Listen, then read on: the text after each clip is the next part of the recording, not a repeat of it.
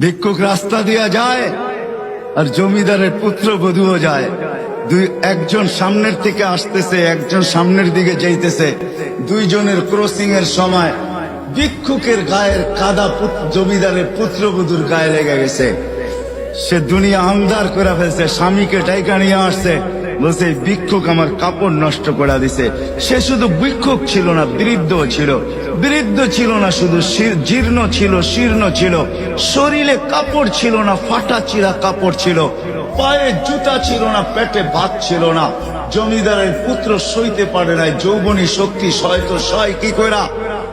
তার স্ত্রীর গায়ে ভিক্ষুকের কাদা, বস সমগ্র শক্তিকে হাতে জমা করা, একত্র করা বৃদ্ধের গালে বসায়।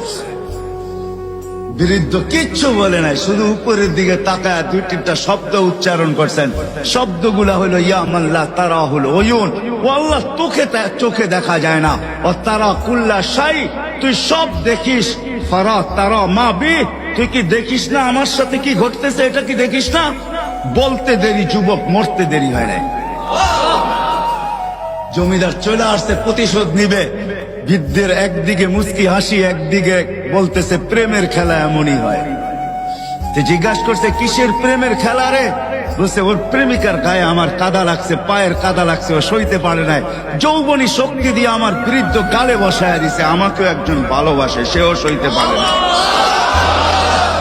সেও সইতে পারে না। ও তো থাপ্পড় দিয়া খেলতো, সে জান নিয়ে নিছে, জান।